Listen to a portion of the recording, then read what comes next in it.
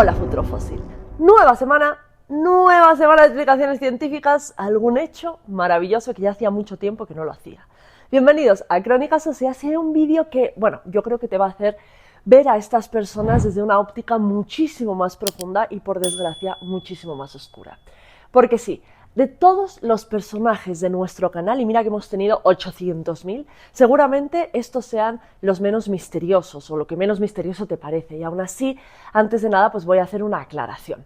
Porque actualmente hay una controversia con la palabra enano. Pero para hablar de mitología y folclore, pues voy a usarla porque es así como se los conoce.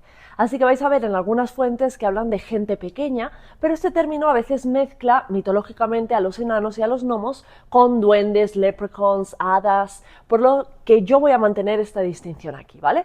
Dicho esto, empezamos.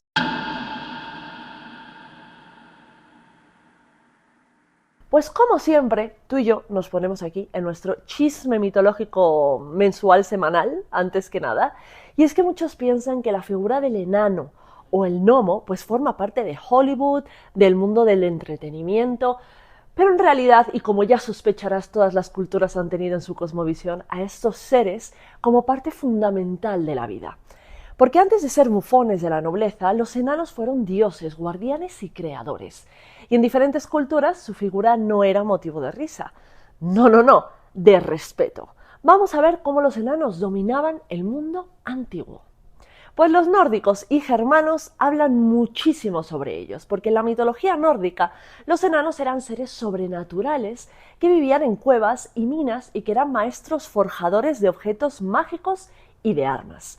Si nos vamos a las Edas, las compilaciones históricas relacionadas con la mitología nórdica, encontraremos a varios de ellos. Por ejemplo, los enanos de la Edda poética y la prosaica fueron los que forjaron el martillo de Thor, el Mjolnir. Bueno, a mí esa palabra me suena bien, aunque a lo mejor no lo digo tan bien. Y los hermanos Sindri y Brok se encargaron de la lanza de Odín y demás artefactos. Si pensamos en ellos, nos va a venir a la mente el conocimiento oculto, las habilidades manuales y la posesión de riquezas. En Egipto tenemos a Bes y a Ptah, que son venerados y que están asociados a lo sagrado, a lo protector y a lo creativo. Si te fijas en Bes, tienes que saber que era el protector del hogar, de las embarazadas y de los trabajos de parto, una función súper importante y sagrada. Fijaos cómo es. Cuerpo pequeño, robusto y lengua que saca para ahuyentar a los malos espíritus. Es un guardián. Y por otro lado, Ptah era el patrón de los arquitectos y artesanos y a veces, no siempre, aparece representado también como un enano.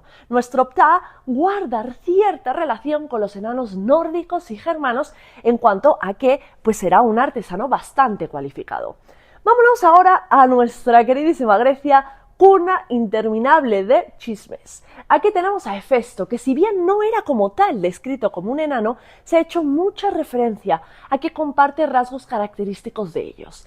Primero, es el dios de la metalurgia y de la forja, y el fuego, obviamente, como nuestros amigos los germanos. Cojo y con características de deformidad, lo que hace que su madre Hera, la mujer de Zeus, lo expulse del Olimpo y además profundamente asociado al trabajo manual, a la artesanía, a la invención. Siempre se lo va a describir como de baja estatura y desproporcionado corporalmente.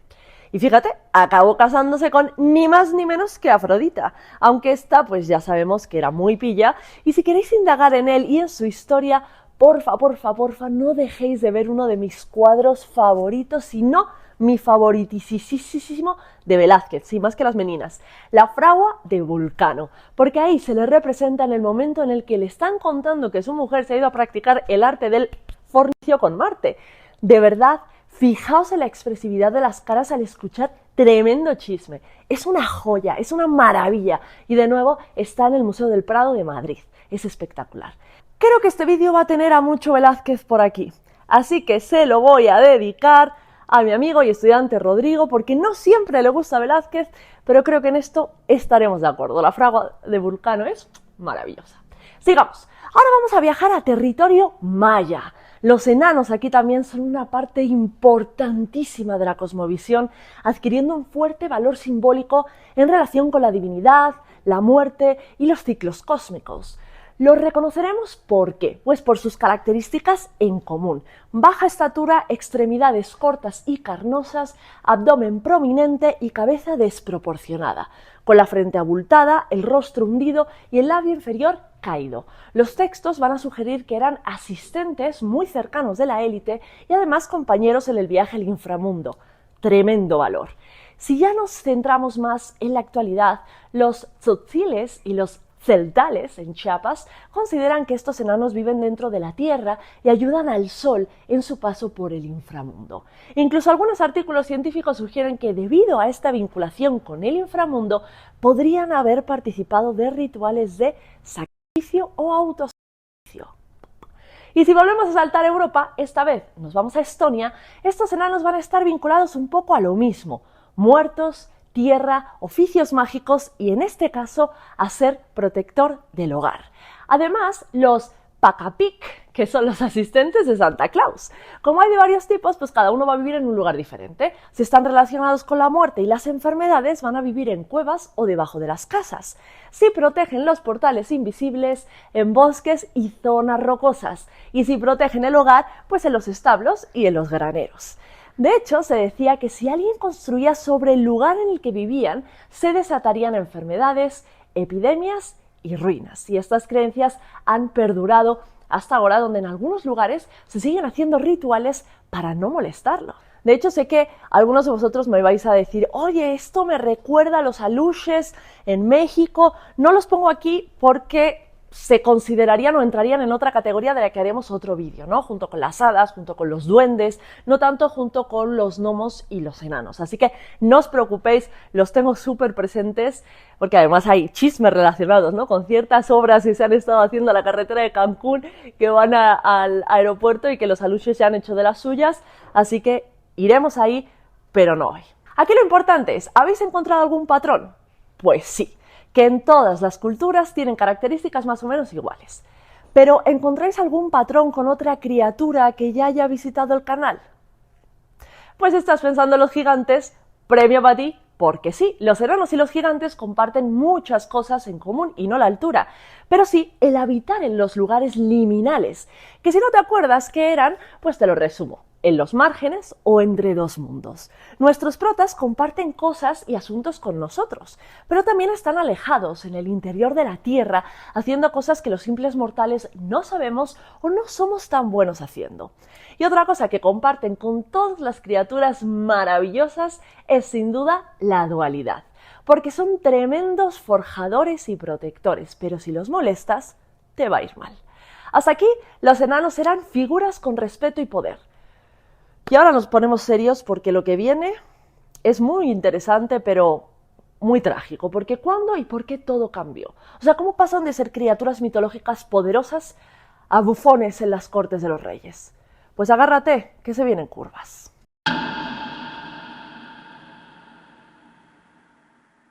Ay, es aquí donde el enano comienza a verse no ya como un ser mitológico, sino como un mero objeto de entretenimiento y de ridiculización. Piensa que durante la expansión del cristianismo, la Iglesia veía las deformidades como castigos divinos o como signos de presagios oscuros, por lo que ya no van a ser algo a lo que alabar o alguien en quien buscar protección, ¿vale? Y es precisamente en la Edad Media cuando van a empezar a ocupar estos espacios ambiguos, porque si bien a nivel mitológico pues se los seguía considerando misteriosos y sabios, a nivel social eran mero entretenimiento, ya eran vistos como un ser cómico y grotesco. La nobleza o los ricos, como siempre hay jodiendo, pues bueno, como ellos se aburren mucho y no tienen nada mejor que hacer con su vida, pues empiezan a buscar entretenimientos y cosas graciosas que acaparen su atención, según ellos. Así que se pone de moda en esta época tener enanos en las cortes y todo noble que se precie debía tener al menos uno. Los veían como exóticos, como un símbolo de extravagancia. Ya sabes que pues, les encanta destacarse de los demás. Entonces, si ahora coleccionan coches de lujo y bolsos estúpidamente caros, pues antes coleccionaban personas diferentes. No voy a hacer comentarios, pero A ver, también saltó hace poco, ahora que lo pienso, hace unas semanas a la palestra el cumpleaños de Lamine Yamal, el jugador del Barça, en el que contrató a personas de baja estatura para entretenerse y bueno, ha levantado muchísimo revuelo, porque al final, como veis, los ricos pues siguen siendo iguales que hace 300 siglos, ¿no? O sea, da igual que esto sea el siglo XV o el siglo XXI, los ricos pues siempre quieren ser extravagantes. Bueno, había expectativas sobre ellos, claramente, la Edad Media, ¿no? Porque se consideraban que eran graciosos, ingeniosos, sumisos, así que se fueron integrando en las cortes como parte de la gente que se llamaba gente de placer. Así llamaban a los juglares, a los locos, que servían de entretenimiento. Ahora, estas personas no fueron sujetos pasivos de la historia, muchos de ellos supieron hacerse valer y acabaron siendo asistentes y diplomáticos, esa es la verdad. Aunque la cruda realidad es que normalmente pues, no podían ser más que eso.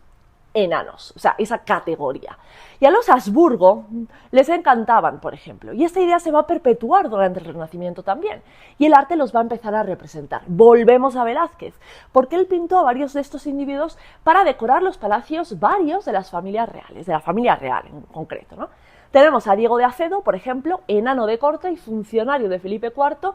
Nuestro querido Diego pues tenía famita de ser un conquistador y gigoló de mujeres, y él no fue propiamente un enano de corte para entretener, sino que logró ser un funcionario de trabajo. Luego tenemos al famosísimo Sebastián de Morra, que según El Prado ya no es Sebastián y ahora es el primo. El bufón, el primo. Pero bueno, aquí se remarca lo bajito que es. Sus ojos verdes, que además destacan sobre sus ropajes rojizos, y nos está mirando, y su mirada, por lo menos a mí, pues me expresa tristeza y cierto resentimiento, la verdad. Y otra de las representaciones de Velázquez fue el niño de Vallecas, ¡viva Vallecas!, o Francisco Lescano. Sabemos de él que estuvo en la corte allá por 1634 y al servicio del príncipe Baltasar Carlos. Además de su baja estatura, era famoso por ser discapacitado intelectual, lo que le hacía aún más exótico. Es que no puedo, de verdad. Ay, en fin, que con estos cuadros es como abrir una ventanita a la vida de estas personas y de cómo el artista sigue hoy en día provocando este enfrentamiento con los personajes que nos miran y expresan sin decirnos una palabra todo lo que viven. Lo que pasa es que la humillación no termina en la Edad Media, porque en los siglos XIX y XX los enanos fueron exhibidos en los freak shows y en los circos como atracciones de feria. Tú te acuerdas de Jojo, de Dogface Boy, te acuerdas de la mujer barbuda Annie Jones, de Robert Wadlow, el gigante. Pues claro, los enanos también van a estar por estos circos. Y hago paréntesis para decir que en TikTok tengo el canal donde he hecho capsulitas especiales sobre ellos para hablar de lo que no hablé en el vídeo largo de los gigantes y de los hombres lobo por aquí, por si os queréis pasar a verlo. Pero bueno, aquí todo es degradante e insultante para todos. Pero aparece una actividad que en inglés se conoce como el dwarf tossing o el lanzamiento de enanos, que en realidad ya se había visto en época medieval, pero que sigue en auge en esta época. Y ya sabes a quién voy a nombrar, porque no puede estar tiene que estar en todos los vídeos de explicaciones científicas de hechos maravillosos. P.T. Barnum. La inspiración para el personaje Hugh Jackman en El Gran Showman, el empresario que se lucró con estas personas captándolos para sus circos. El tema de P.T. Barnum. Cuando estaba escribiendo este guión, estaba pensando mucho en él. Obviamente porque vamos a hablar de él. Pero también porque creo que sería interesante discutir este tema de P.T. Barnum de una manera como ética con vosotros. O sea, algún día cuando seamos un poquito más, pues podríamos, no sé, hacer como una reunioncita, un directo o algo en el que podamos hablar en comunidad sobre esto, sobre este tema y sobre otros muchos más, pero sobre todo sobre P.T. Barnum. ¿Qué pensáis realmente de P.T. Barnum? Vamos a ver. ¿Por qué sale aquí P.T. Barnum? Porque, sí, como os he dicho, pues Hugh Jackman, ¿no? Lo interpreta en El Gran Showman, obviamente una película en la que no te pone una visión como tan mala de él, evidentemente, que fue un empresario que se lucró muchísimo exponiendo pues a Jojo, es que a todos, casi todos los que han salido en explicaciones científicas han sido expuestos por P.T. Barnum. Que si la sirena de Fiji, ¿os acordáis? Os dejo el link por aquí. Que si Phineas Gage, que también estuvo con él, hombres lobos, o sea, gigantes, todos pasaban por ahí, ¿vale? Y obviamente nuestros personajes de hoy pues también pasaron por ahí, pero esta historia que os voy a contar quizá no suena tan dramática como otras que hemos hablado, y entonces aquí es cuando mi pregunta sobre qué opináis de P.T. Barnum tendría sentido. Os lo voy a explicar, que me he liado. Vamos a hablar de Charles Stratton, el general Tom Thumb o el general Pulgarcito, que fue una estrella internacional. Bueno, pues su historia se puede resumir en que fue hijo de un carpintero en Connecticut y cuando nació pues parecía tener un tamaño normal, pero a medida que tenía que ir creciendo, o sea, a los 6 meses, empezó a no crecer tanto. Y cuando tenía 5 años medía 64 centímetros y pesaba un poquito menos de 7 kilos, aunque estaba muy sano. Obviamente esto no se le escapó a Barnum, que lo visitó y pactó con sus padres su exhibición en un circo a cambio de $3 a la semana, cuidar de él y de su madre y además pagarle unas clases de mimo, de canto y de baile. Llegó a actuar en Buckingham Palace, delante de la mismísima reina Victoria, y él iba en un mini carruaje tirado por ponis. Hizo una gira europea y la verdad es que se hizo rico y pudo comprarse una casa a las afueras de Bridgeport, además de un yate a vapor, de un establo. Claro, si volvemos al debate de P.T. Barnum, pues tenemos una persona que sí, que fue prácticamente vendida para estar en un circo, pero que le pagaron su carrera básicamente y este se hizo famoso y millonario. Y es que esto lo hablaba con alguien, no me acuerdo exactamente con quién, pero hablábamos de P.T. Barnum y me decía: Lau, pero es que piensa, a lo mejor muchas de estas personas, si no hubiesen tenido a P.T. Barnum en su vida, pues en realidad les hubiese ido muy mal. Es decir, por lo menos con P.T. Barnum trabajaban, se formaban y pudieron tener su vida, digamos. Y claro, esa parte me hizo reflexionar, por eso os digo que sería interesante tener este debate como comunidad, porque a mí me hace reflexionar y decir, bueno, claro, es verdad, pero yo no puedo dejar de ver que el tío, pues al final de alguna manera estaba abusando de estas personas, ¿no? Entonces aquí voy a intentar ser un poco neutral, porque es verdad, cuando él, como os he dicho, se va a la ruina por un incendio y por varios negocios pues que no salieron bien, muchos de sus amigos le ayudaron a reflotar y entre ellos estaba Tom. Y déjame decirte que Tom se unió a la masonería y todo, que se casó con Lavinia Warren, que medía 81 centímetros y a su boda fueron 2.000 personas, o sea, era muy popular.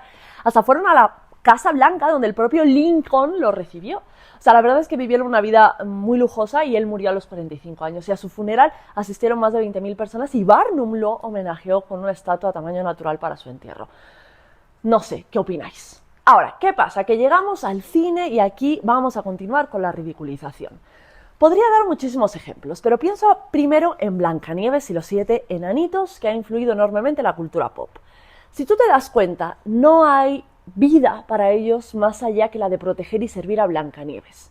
No se desarrollan individualmente, son súper caricaturizados, dormilón, feliz, gruñón, nada más. Es decir, han sido reducidos a un rasgo y solo sirven para provocar risa o ternura, porque no se los representa como lo que mitológicamente eran, sabios, forjadores, etcétera, sino que son tiernos, un poco infantilizados. Y quédate con esto porque te voy a dar un dato en un rato sobre la vinculación de los niños con los enanos que vas a flipar en colores. Luego va a llegar Austin Powers, por ejemplo, donde ya son objetos de burla y muy, muy explícita.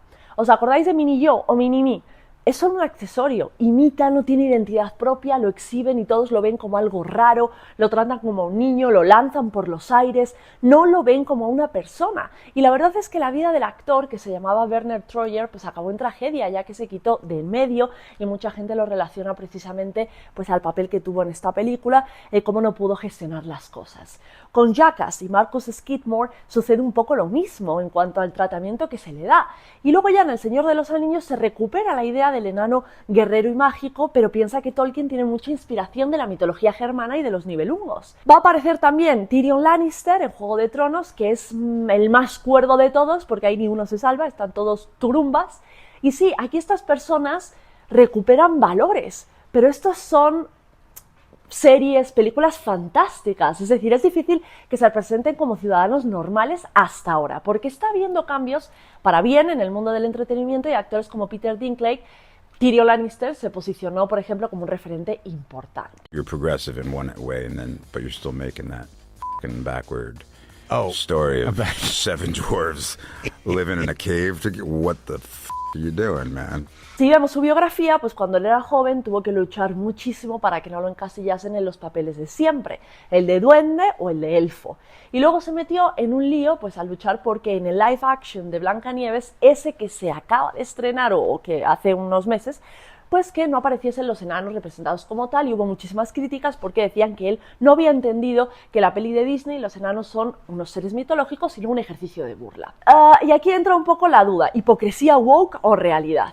Porque lo mismo que personajes como él, Peter Dinklage, dicen, oye, yo no estoy de acuerdo con que haya enanos, pues hay otro colectivo de gente de baja estatura que dice, oye, pero ¿por qué yo no voy a poder actuar si es mi profesión? Yo no me lo estoy tomando a modo de burla, yo quiero trabajar.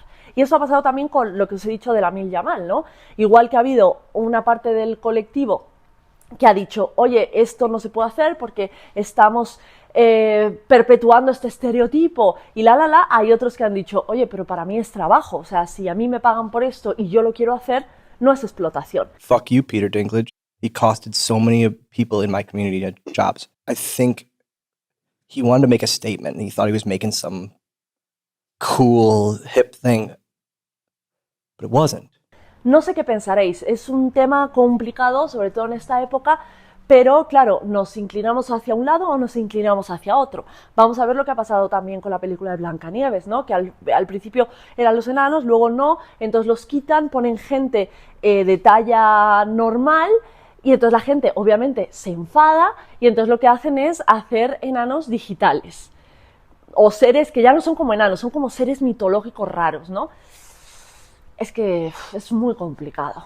Pero bueno, luego la televisión también hace lo suyo, porque por esta época llegan los reality shows con programas como Little People o Big World, que intentan normalizar la vida de estas personas con enanismo. Y aunque se esté luchando porque tengan un lugar fuera del entretenimiento y se les abran más puertas, pues de nuevo, mucho se ha denunciado la dificultad para acceder a trabajos fuera de este mundo. Ha habido varias propuestas para empezar a cambiar la forma en la que se los está representando. Por ejemplo, que se creen personajes que no dependan de su condición como rasgo definitorio. Es decir, que no se los coloque siempre en roles de fantasía o en roles cómicos, sino que tengan trabajos normales, como ser profesores, doctores, etc. Entonces yo te pregunto, ¿crees que este cambio está ocurriendo de verdad? Porque luego va a haber otro problema, y se llama el creeping up, que prácticamente dice, mira, en mi peli hay personas, o yo tengo que poner personas de baja estatura, pero como no las puedo usar más porque está mal visto y además son caras, pues ahora voy a contratar actores de talla normal y les voy a hacer ir de rodillas. Perpetúan la burla, privan a los actores de talla baja de obtener trabajos, refuerzan estereotipos, claro, pero se escudan en, oye, es que esto es por temas económicos, porque como me cuesta más contratar a estas personas, pues tengo que ahorrar dinero. Pero espera, que es que hay más, porque si no tienes suficiente con personas de altura media interpretándolos, también vamos a ver que contratan niños. Y es que hay una conexión histórica entre estos dos grupos de personas. Hay un artículo súper interesante de Dyson que explora cómo la medicina antigua, la filosofía y la iconografía griega van a conceptualizar los cuerpos infantiles no solo como cuerpos en desarrollo, sino como seres incompletos, deformes y comparables a los enanos. Y es que decían que ambos eran imperfectos, porque estaban a medio formar, eran feos, eran deformes, eran blandos, eran maleables y dominados por los impulsos al ser seres profundamente emocionales.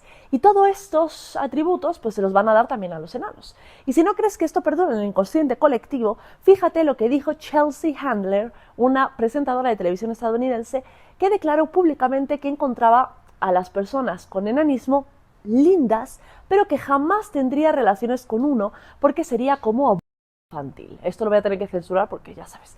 Pero este tipo de comentarios van a reforzar esta infantilización del enanismo. Y dijo otras cosas francamente desagradables, pero bueno, lo puedes buscar en internet si tienes el estómago para aguantarla. Finalmente, ¿qué causa el enanismo?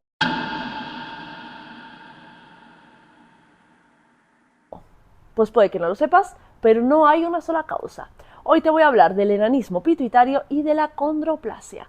Eso sí, debes saber que hay más. Pero para que no te abrumes con tanto nombrecito y patología, me voy a referir solo a estos dos que explicarían a los enanos mitológicos. 1. Enanismo pituitario. Se debe a una deficiencia de la hormona del crecimiento producida por la glándula pituitaria, como su propio nombre indica. ¿Qué características presentan las personas que la padecen? Pues estatura baja, pero con proporciones corporales generalmente normales, con un desarrollo sexual que se retrasa o está ausente y que a veces va acompañado de deficiencias hormonales. El crecimiento va a ser lento desde la infancia. Las causas pueden ser desde hereditarias hasta tumores, lesiones en la glándula o defectos congénitos, es decir, desde el nacimiento. 2. Acondroplasia. Este es un trastorno genético que afecta también al crecimiento, pero es diferente, porque se va a dar por la mutación de un gen que va a ser el FGFR3, que se va a encargar del desarrollo de los cartílagos, que están muy involucrados en el crecimiento. Al ser genético, pues vas a nacer con ello. Y aquí hay una estatura baja que además se va a presentar con extremidades cortas en relación con el torso, la cabeza va a ser de tamaño desproporcionado con el cuerpo y va a presentar una frente prominente, puente nasal hundido. Van a tener dificultades para estirar los codos y en ocasiones pueden presentar también algunos problemas neurológicos y complicaciones respiratorias. Y por aquí lo dejaremos, pero no sin antes la reflexión de siempre. ¿En qué momento olvidamos que estos personajes, estos cuerpos, estos mitos eran guardianes, sabios, protectores y artesanos de mundos invisibles? La historia del enanismo no es una historia menor, es una historia atravesada por la admiración, pero también por la exclusión, la burla, la violencia simbólica y también por la resistencia. Porque lo que empezó en las entrañas de la tierra terminó en los escenarios de los circos. Y aún hoy, entre disfraces, chistes fáciles y papeles reducidos a caricaturas, la dignidad sigue siendo un campo de batalla.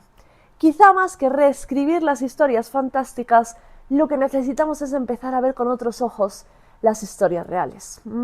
Nos vemos, futuros fósiles. Espero que hayáis disfrutado de este vídeo y dadle like.